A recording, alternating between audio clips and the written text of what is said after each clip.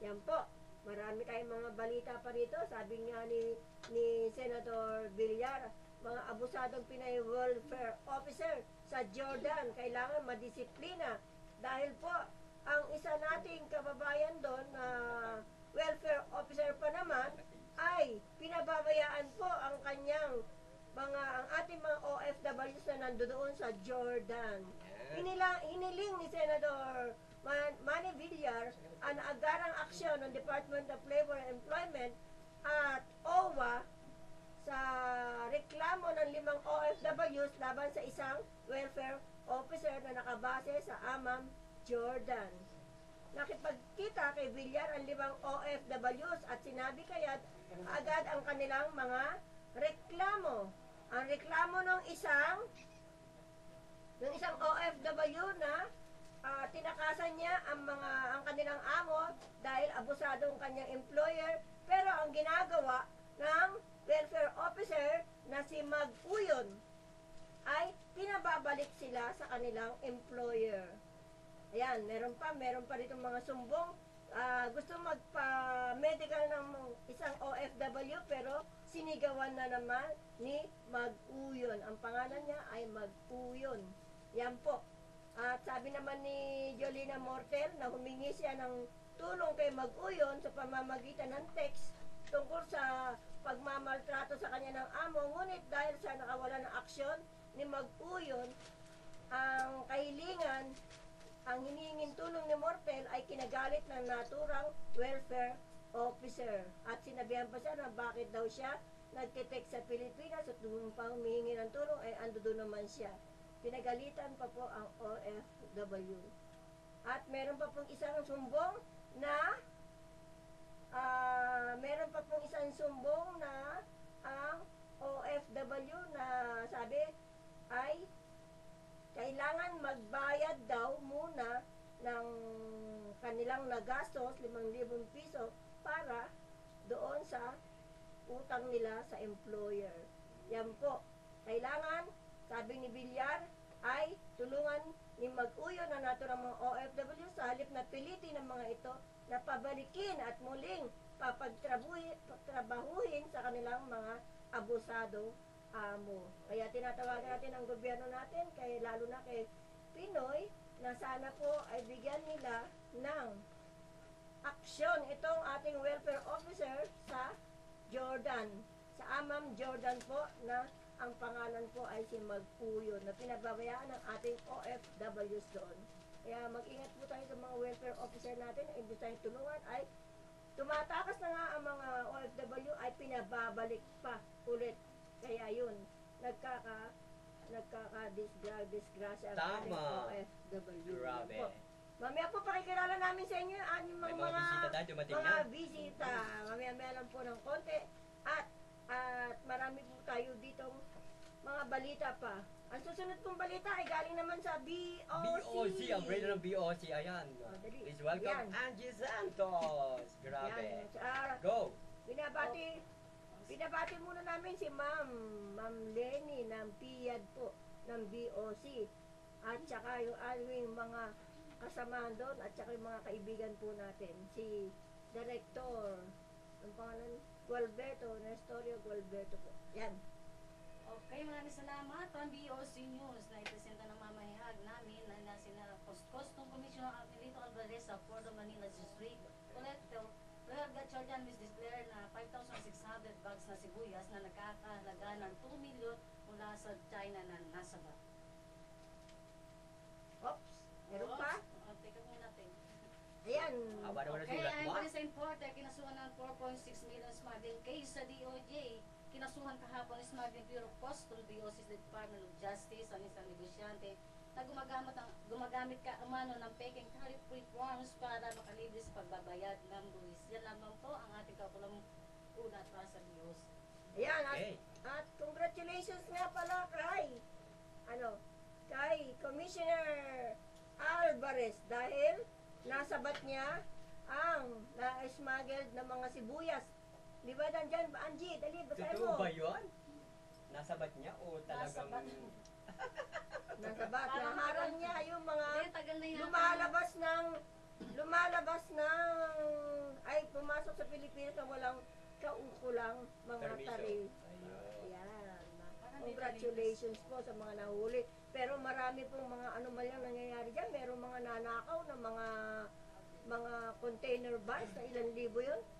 Mahigit 1,000 na nanakaw ng mga container vans na may lamang may halagang kulang-kulang 5 billion na hindi nakukuha hindi napupunta sa kaban ng bayan. Yan po. Parang kape, ano? Di ba?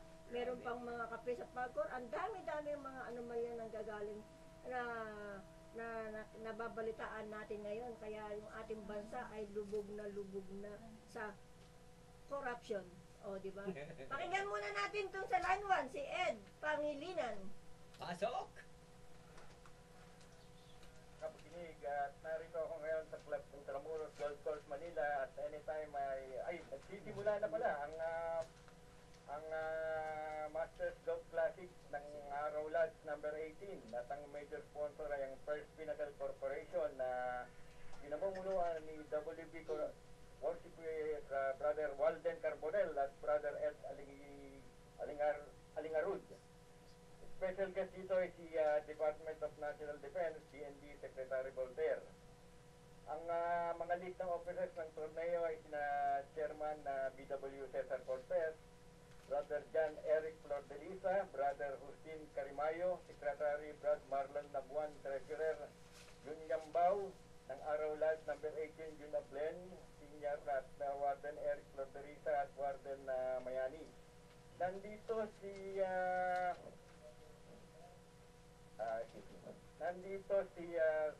Secretary Attorney Brother Marlon Nabuan.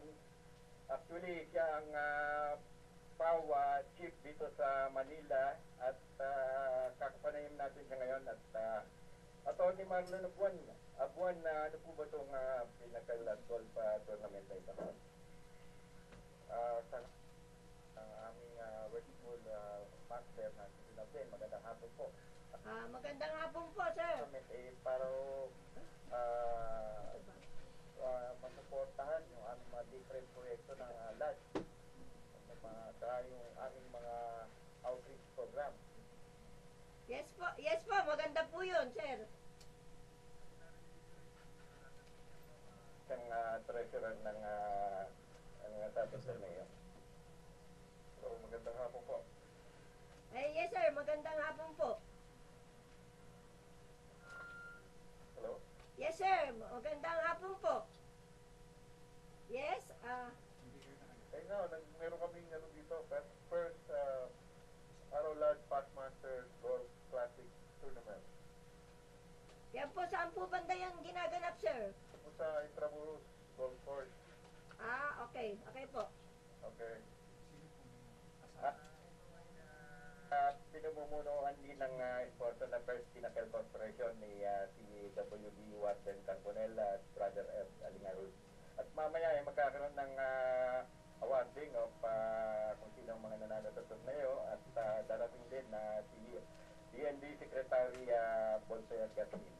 Mula sa lungsod ng Maynila, Ed Pangilinan nagulat para sa Boses ng Pinoy, DWH. Thank you, Edmund Pangilinan. At ngayon po, ito na ang ating sa line 2. Jean Maragrag. Pasok, Jin! Pasok, Jean. Oh, nawala. Ako, nahiya siya. Asan ka na, Jean? Oh, yes, sige. Yes, sige, pasok, Jean. Okay, magandang hapon po, Karine, at sa lahat ng tagapaglig ng DWED. Ipinamamatid sa lahat ng Pinoy ng Philippine Embassy sa Kuala Lumpur na ang mga biyaheng turista sa Malaysia ay kailangan sumailalim sa National Enforcement and Registration System o NARS, ang Biometric Fingerprint Registration sa mga dayuhan tuwing papasok sa nasabing bansa. Sa ilalim ng sistemang ipinatutupad sa lahat ng dayuhang papasok sa Malaysia, kailangan dumaan sa electronic fingerprint scanning machines sa immigration counters kung saan kukunin ang biometric data ng mga turista ng database ng Department of Immigration para magamit sa verifikasyon sa sandaling lumabas ng Malaysia. Ang nasabing sistema ay pinatupad bilang amyenda sa Immigration Law and Regulations ng Malaysia at sumutahan ng bagong biometric registration requirements sa mga entry points.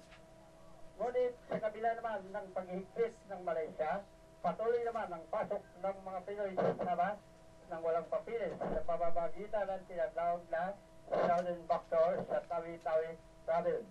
Samantala, ang balita ito ay hatid sa inyo ng Friendship sa Vitamin C, You Can Trust. Mula dito sa lungsod ng Pasay, ako si Chen Matagal, nagulat para sa boses ng Bayaning Pinoy OFW dito sa DWED Radio Nationwide. Thank you, Ka Jean. Ayan po, ito na to ang ating uling balita mula kay Simplicio Papa bago tayo magpunta Showbiz, sa ating mga showbiz. guests. Ayan. Yes, magandang hapon. Lahat ng tagapakinig natin sa WIC, Boses ng Pinoy, DWAD. WAD at iba pa. Babatiin ko lang ng happy birthday ngayon. Ang mahal naming, yung chairman na si Casiano de la Cruz, Magbarangay Apolon de Sanson, Kaingin, Quezon City. Kap, happy birthday. Sana tumarain panlalong tumami ang iyong kaarawan. Ay, may balita tayong showbiz. Yes, yes, kay Rona Honor na naman yan. Ay, Jelly na wag na nga. March of Sweta, magpapakasal. Talaga, kailan daw? Matapos ang taong 2011, balitan na raw pa rin na alat na kalat, tagumpay, ang ginanap na Superstar Young Fans Day, ginanap sa Broadway. Ang August 7, 2011. Umattend ka ba? Parang nagsususin ko na alas sa beauty, at tapusin na yan, bulibat na siya sa TV5 para gumawa siya ng teleserye, pangalan ng ina, at binigyan pa siya ni Mother Lily ng Metro Manila Film Festival, Mango po 7, at meron pa siyang director na binigyan siya ng isang hindi movie film. Bongga. Sa balita, ako si Papa, ito yan sa DWAD. Thank you, Simplicio. Correct. Ayan, ako, dito na tayo sa mga guests natin. Tuloy-tuloy ng Special showbiz. guest. Meron tayo mga special guest dito. Ang kanilang indie film na ang pamagat ay Pangako ng Puso Ko. Yan. Oh. Andito po yung mga starring mga artistang gumaganap dyan ngayon. Sino-sino to? Sila Amber Martinez at saka si Jade O'Hara. Siya yun? Director. Yan. Ang director po ay si Direct Arnold S. Arganyo. Magandang hapon sa Babatiin inyo. natin ang ating mga bisita. Babatiin Grabe. muna natin si Amber. Amber, ang gwapo. Wow! Naglagupuhan ka. Nabuhay na naman ang puso. Nabuhay ang puso mo? Mga listener ng Bayani of OFW At iba pa. at iba pa. Lalong-lalo na po kay Tita Remy Jacobo at Tita Lollipop. Go. Oh, sige. Sige. Meron pa? Si Si Jade. ang leading lady naman, si Jade O'Hara. Good Yan. afternoon po. Ako po si Jade O'Hara. Kami po ang lead ng Pangako ng Puso Ko and directed by Arnold Arganyo. Hello Tita Remy and Tita Lollipop. Yes. Oh, hello. Okay. Kumusta na? Si ano naman, si Direk. Si Direk, Direk. meron kayo. Hapon po Ikwento sa nyo si nakikinig Direk. sa Ano yan? WAD at kay Tita Remy at Tita Lollipop. Yes. Sige Correct. po, tungkol po sa dyan sa inyong indie film po ba yan? Direk? Ito po isang indie film pero ipapalabas ko commercially, Pangako ng Puso Ko. Mhm. Tutuloy-tuloy ko na po. Kwento Sige ng po, sige po. Go, sige. Go ahead. At sa gitna ng kahirapan, paano tatatag yung magiging matapat yung isa sa gitna ng Sa gitna kahirapan. ng kahirapan, kung paano matapat yung lalaki sa babae. Ito po ay kinunan sa Ilocos Norte. Maganda po yung anyong background mukhang sa ano to Ang linis ng dagat. Probinsya sa linis ng dagat ng Ilocos Norte. Opo, Ilocos Okay. Norte po. At ang isa po sa nag-produce ito ay si Sir Joy G. Jimenez at Sunrise International.